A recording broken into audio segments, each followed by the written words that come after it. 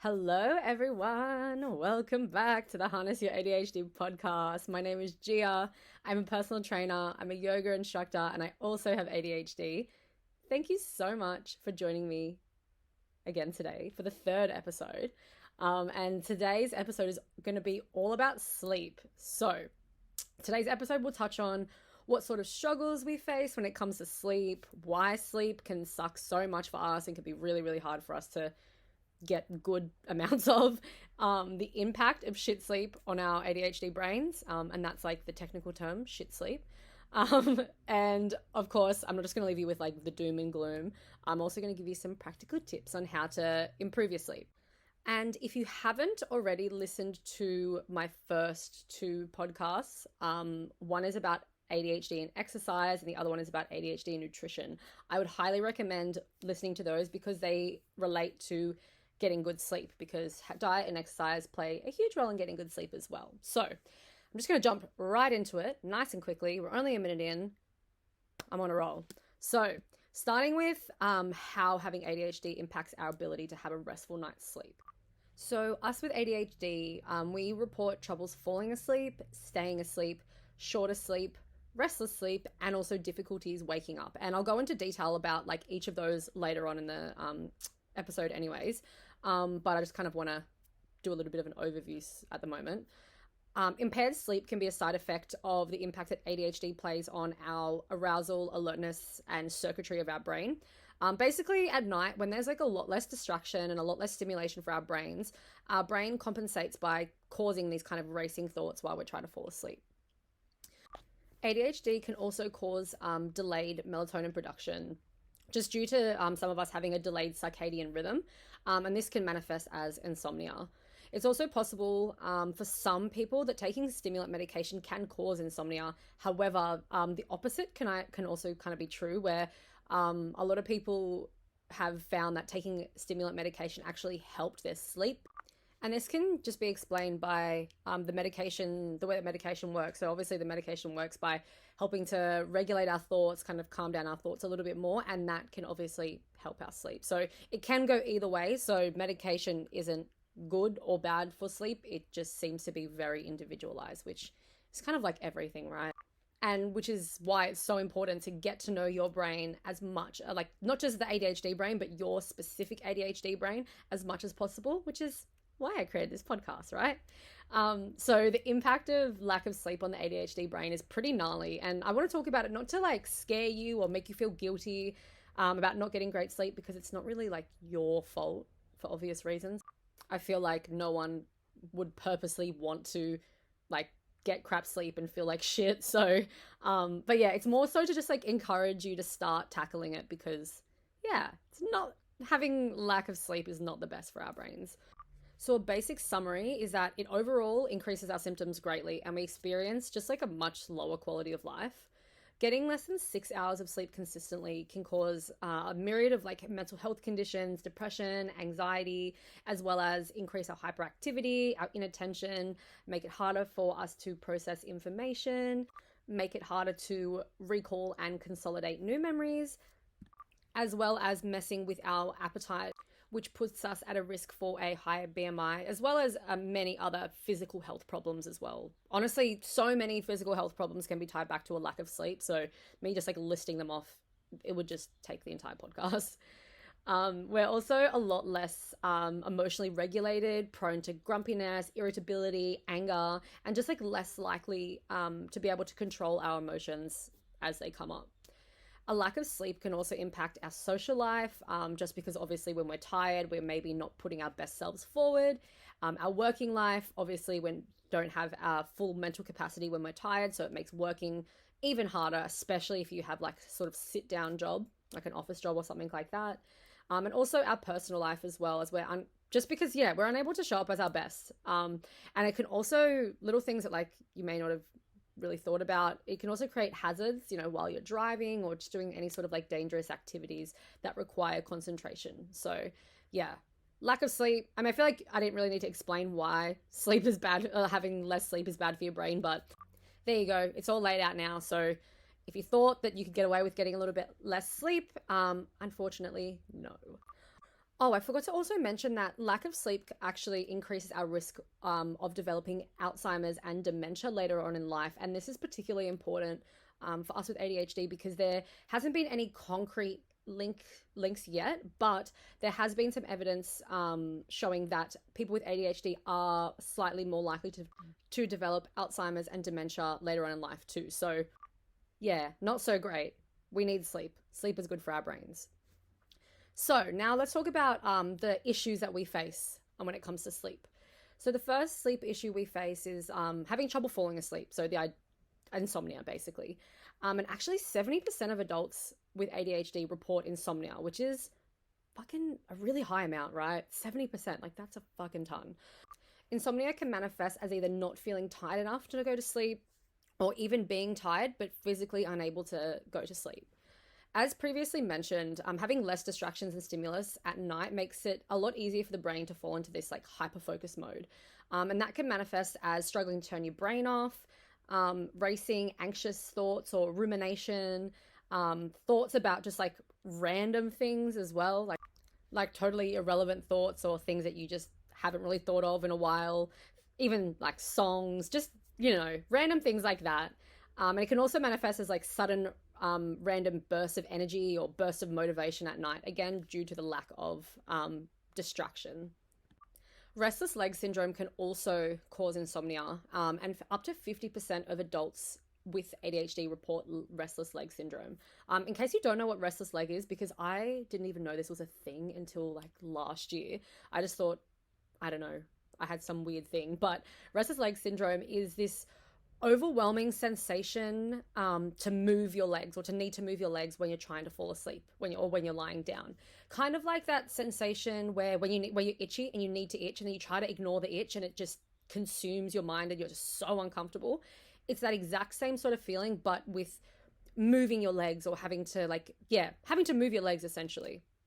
And it doesn't sound like it's that big of a deal, but it is the most irritating, uncomfortable, horrible, unpleasant experience ever. And it can be really, really frustrating. Now, if insomnia persists, this can be a really obviously stressful situation. And the problem is that stress from not being able to sleep can exacerbate the issue. And it's very common for a lot of my clients who have issues with sleeping to almost have this fear of going to sleep or this fear of, night, because they know that it's going to come to night and they're not going to be able to sleep. And obviously this creates this like negative feedback loop because, as I will touch on a bit later, being highly stressed feeds into not being able to sleep. And finally, a less biological, more habitual reason is due to bedtime resistance. So bedtime resistance is this idea that, because of the nature of having ADHD, we're not the most organized people in the world. We find it really hard to like prioritize tasks. And so you may have not gotten what you wanted to get done during the day, or even not so much stuff that you needed to get done, but for example, you've had a really busy day and all you've wanted to do is just sit down and watch some TV. Because they weren't able to get that wind down time or that thing that they wanted to get done they procrastinate going to bed so that they can do the task, if that makes sense. So, next issue with sleep difficulties is staying asleep, which is something that personally I have had an issue with for quite a while now. And again, it is really frustrating, really, really frustrating. So 80% of adults report waking up multiple times a night, and this can result in waking up not feeling refreshed or not feeling like you've got a good night's sleep, even if you've slept like a decent amount. Personally, I aim for minimum 8 hours of sleep a night, because I know that I wake up multiple times a night, and if I get any less than that, I know I'm going to feel like shit the next day. No energy, brain isn't working, the whole kit and caboodle. So there are a few reasons that could explain difficulties staying asleep and, waking up in the middle of the night. Number one, actually, before I start talking about the reasons, I also just want to preface this by saying that there's not a lot of information. Actually, there's not a lot of helpful information online about this at all. Like I said, this is something I've been struggling with for a while, and to find information that isn't just like stress less or take a sleeping medication, there's not a ton of information out there. So I've had to do a little bit digging, and it's not fully complete. And To be completely frank, I don't even have a proper answer to this myself, just to be open and transparent. But I thought I would, at least report this information just in case it helps somebody else. Okay, so the first reason this could be explained is due to having a dysregulated nervous system. So I've mentioned before that, having ADHD is a pretty stressful experience and a pretty stressful way to live. And we're constantly in this state of hyperarousal and hypervigilance, and especially in the modern world where we also have extra stress from just like our outside daily life, personal life, work life, yada, yada. And so when our nervous system is dysregulated, this can cause us to wake up in the middle of the night due to some factors that include an increase in heart rate, or even nightmares, and then also other reasons that we don't really know about, or we don't have a reason for at the moment. People with ADHD also can have difficulties with I don't know why that was so hard for me to say. Temperature regulation. Don't know what happened there. Had a bit of a brain fart. So periods of feeling hot or hot flashes and even night sweats can wake us up too. And then the last thing, which is something that I thought would help my problem, but it didn't, unfortunately, was sleep disordered breathing. So things like sleep apnea. And this can affect up to 1/3 of people with ADHD. And this includes snoring and sleep apnea, like I mentioned before, because obviously the restriction of breathing can obviously jolt us awake. So we can also have issues with waking up in the morning. And actually it's pretty common. Up to 80% of adults report having major difficulties waking up, even after seemingly a good night's sleep. And many adults with ADHD report not feeling awake before midday. I haven't experienced this myself consistently, but absolutely there has been weeks where I have felt like I've just been floating around the world until midday. For whatever reason. And this can be explained by the difficulties we have when it comes to motivation, arousal, and alertness, alongside the tendency to have a delayed circadian rhythm, meaning our body's usual secretion of melatonin to get us to go to sleep and cortisol to get us to wake up are out of sync with like the rest of the world or the modern day world. Okay, so now I've explained the how and the why. Let's move to the what, as in what can we do about this? First of all, we need to make sure that our sleep schedule is realistic and something that you can stick to as many days of the week as you can, including weekends. And so I want to reiterate and emphasize realistic. So you may love the idea of getting to sleep at 9 o'clock and waking up at 5 a.m. every single day. And for some people that works. Personally, I'm a morning person, so I'm in bed like an old lady at 9 o'clock and I'm up between 5 and 6 every morning. But if you know that that's just not how you work, be realistic. Now, there is like some information and evidence saying that you can train yourself to go to sleep pretty early. And I do believe that we should be getting to bed before midnight purely for REM sleep, and then for proper, like, to develop your circadian rhythm and get it back into balance, for lack of a better term. So if you're currently struggling with going to bed too late, start by adjusting your sleep by 20 minutes at a time only. So what this could look like is, say you're currently going to bed at around 1 a.m., but your goal is 11 p.m. You would start by aiming to sleep at 12:40 a.m. And then once that becomes, easy or habitual or something that you don't really need to try to do, you can set your alarm back another 20 minutes for 12:20. And then again, once that becomes easy, set it for midnight, and then so on. And this will help your body get into a better sleep schedule much easier with a lot less resistance and have a much higher chance of it actually being successful. So the first thing we want to do when it comes to helping our sleep schedule is to get sun on your face as close to waking up as possible. If you can jump out of bed and get some sun on your face straight away, that would be ideal. I know that might seem like a random, irrelevant thing, but it's actually very, very relevant. The sun helps us, our bodies produce melatonin. And so by getting sun and light onto your face and into your eyes first thing in the morning, we're more likely to actually feel tired at the end of the day. Because like I said, the sun helps our body produce melatonin, and melatonin, actually, I should probably talk about melatonin for a little bit because I feel like people talk about it, but they don't really know what it is. So melatonin is a hormone that our body produces and is responsible for our sleep-wake cycle. So, when you're about to go to sleep or you're feeling quite tired, maybe you're like watching a movie or something, and you get that almost wave of like, whoa, I'm ready to go to sleep, that wave of tiredness essentially, where like your eyes physically start to close down. That's literally your body secreting melatonin, which is kind of cool, right?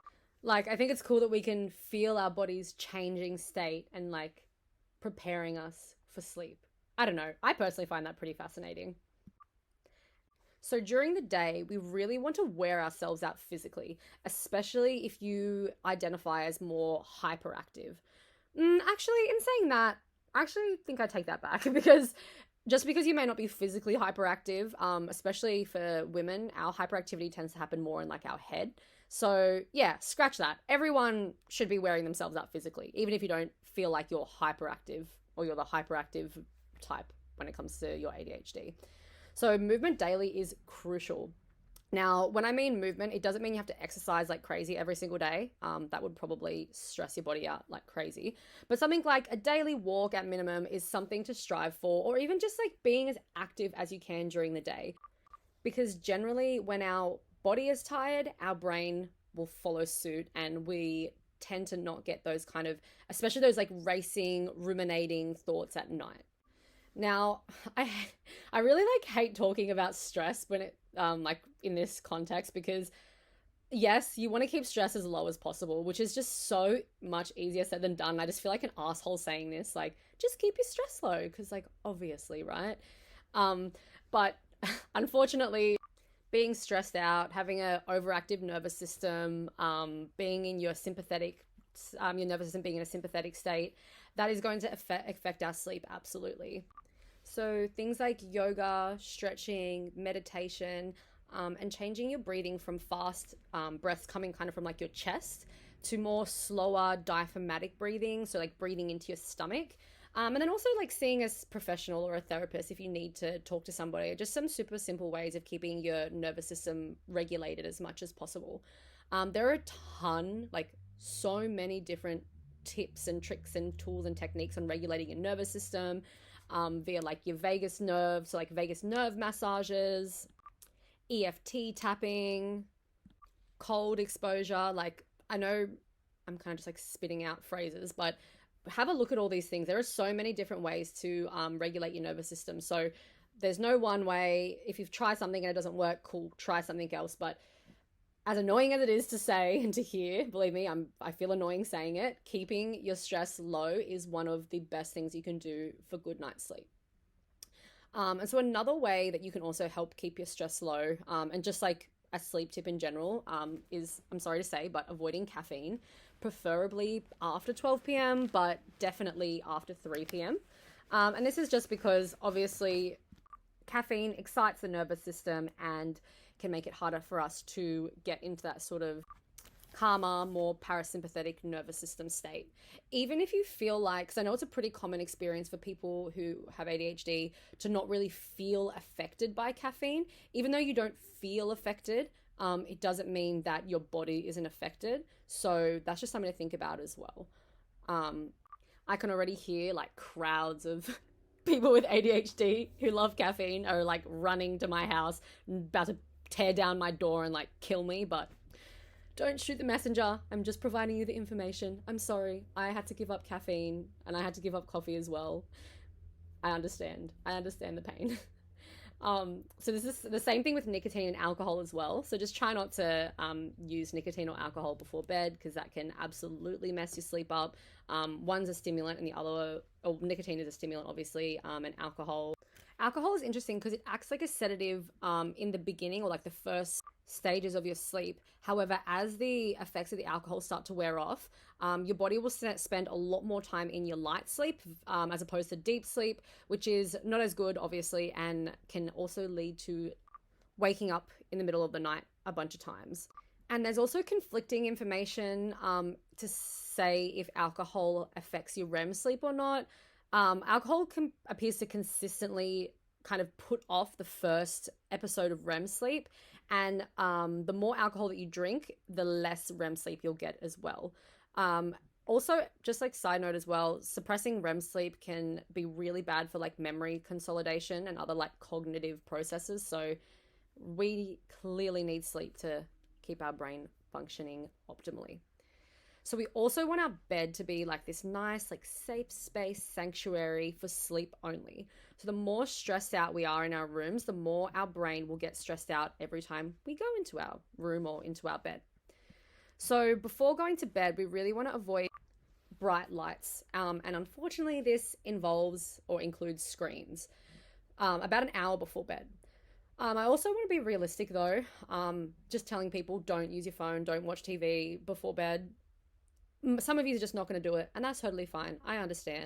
This is not a place of judgment or anything like that. This is a place for solutions. So being realistic, if you struggle to not use screens before bed, using blue light blockers, so like either the blue light blocker on your screen, like on your computer or on your phone, or getting those glasses, which look super funky. They have like orange lenses. You look crazy.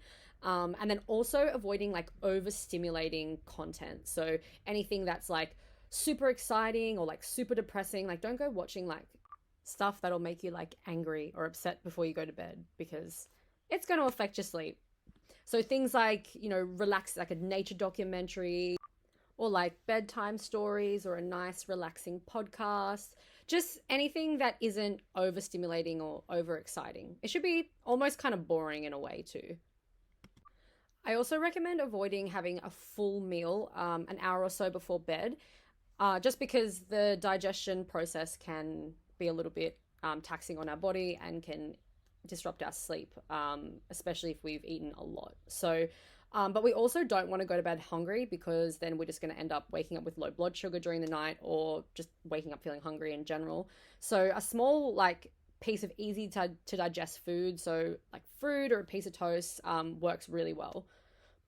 You also want to make sure that the vibe of your room is nice and relaxing. So a dark room at 18 degrees if possible, or at least just have some sort of cooling element, because the warmer your body is, the more likely it'll wake you up. And if you find silence uncomfortable, like personally I do, I cannot sleep in silence. So playing like nature sounds or binaural beats or white noise, or I know there's like white noise, pink noise, there's like tons of noises. Pick a noise, any noise, a colored noise, can also help with us falling asleep. An eye mask is really great for keeping any light out. And if you are quite sound sensitive, a pair of earplugs are really good as well. I personally use loop earplugs. They're like these teeny tiny little things that just like fit into your ear perfectly. You can't feel them. You don't notice them when like you're asleep. It's amazing. And then also weighted blankets. So weighted blankets are really good because they give us a little bit of like pressure and a little bit of like comfort. And this pressure can be really relaxing and calming for our nervous system. I love weighted blankets. I have like 3 of them. No, I have 2 of them. I have like a winter one and a summer one. I highly recommend. I have like a Neptune blanket, I think it's called. Yeah, a Neptune blanket. And also supplementation. So supplementation with, or supplementing with magnesium, valerian root, passion flower, or melatonin can be helpful. I would say when it comes to magnesium, just take it. Generally, most people are magnesium deficient and you can't really overdose. There isn't sort of any negative side effects. You just kind of pee it out. And it's also very cheap. I would look for like a magnesium glycinate version as well. But things like valerian root, passion flower, melatonin, I would probably just consult with like a doctor or a professional before you start taking it. Just because again, these are herbs, so they can like contraindicate with other medications that you're taking or other health issues that you may have. So speak to a professional before you take valerian root, melatonin, or passion flower. And right before bed, I encourage my clients to brain dump. So what a brain dump is, I mean, you can journal, you can brain dump, whatever the hell you like, really. I personally do both. So there's no right or wrong way to do any of these things. Just like do whatever you feel like it. But the idea is that you want to get your brain onto paper, because when you've got thoughts in your brain and they've got nowhere to go, they're just going to stay there. But once you get them onto paper, it almost feels like your brain gives itself permission to let go of the thoughts because you've written them down. So journaling, I mean, you probably know what journaling is, but journaling, I tend to journal either about my day or about things that are kind of like plaguing me, plaguing my thoughts, things like that. However, when it comes to like a brain dump, the idea of a brain dump is that it's literally whatever is in your head gets put on a piece of paper. It doesn't need to be coherent. Most of the time mine isn't. It literally, oh my God, if someone read my brain dumps, they would lock me up in a mental institution. Like, they don't make any sense. They don't have any rhyme or reason. They are literally just streams of consciousness. So personally for me, I have like a lot of issues with just like random shit going in my head, just pointless, irrelevant stuff that I just can't get out of my head, and they just kind of like loop over and over, and I can't sleep because of that. And so I will literally just write like verbatim whatever is like my head is going on about, brain dump it onto paper. They tend to quiet down quite a lot after that. And so we also really want to start to train our brains to understand that like this time is bedtime. When we do these things, it's time to go to sleep.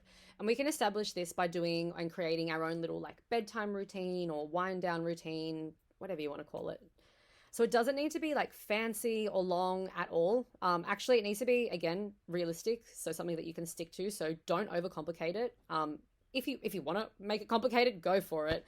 Maybe you can even have like 2 separate ones. So you can have like your longer extended bedtime routine when you've got a little bit more time. So maybe not on like weekdays, maybe on weekends, where there are a few more little intricacies or little things that you wouldn't have time to do every single day. And then you can have like your regular or like your fast-tracked bedtime routine on the days where you don't have a lot of time, or maybe not even time, but also executive functioning as well. So for example, my personal wind down routine is I brush my teeth, I make myself a cup of dandelion tea. Not that dandelion has like any sleep benefits, I just really like dandelion tea.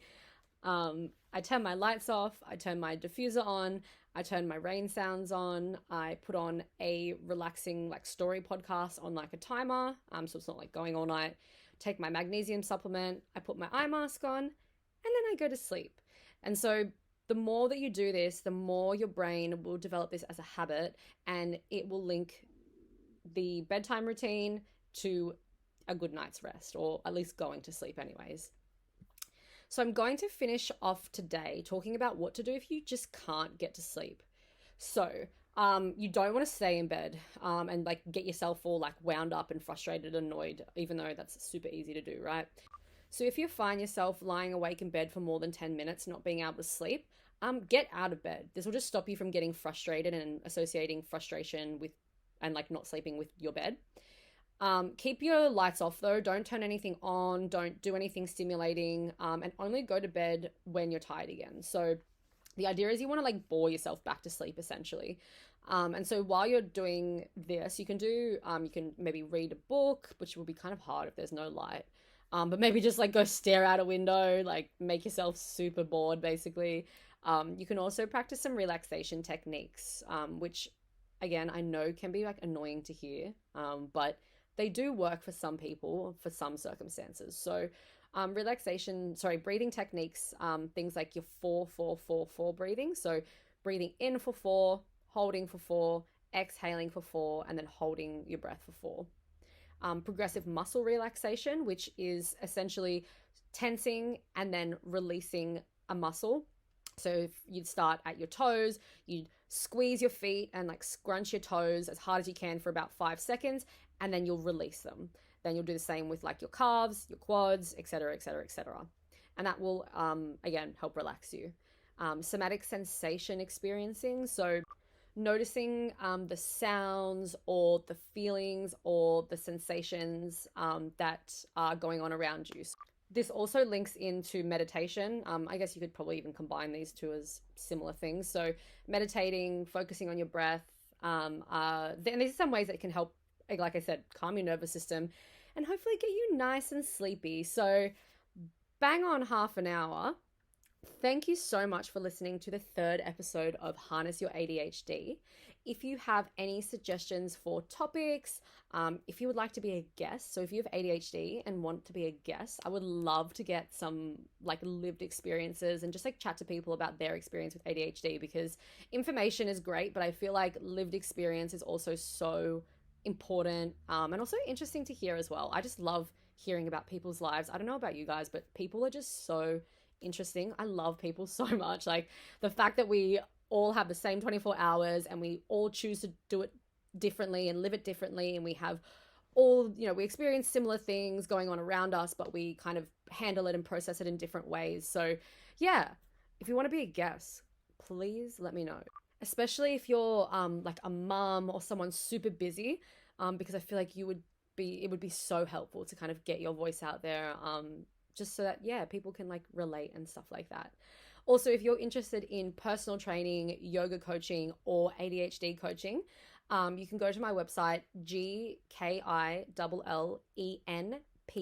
so gkillenpt.com, and or you can go to my Instagram, which is gkillenpt, and DM me there. So again, thank you so much for joining me again today. Be kind to yourself, be patient with your brains, and I'll talk to you very soon.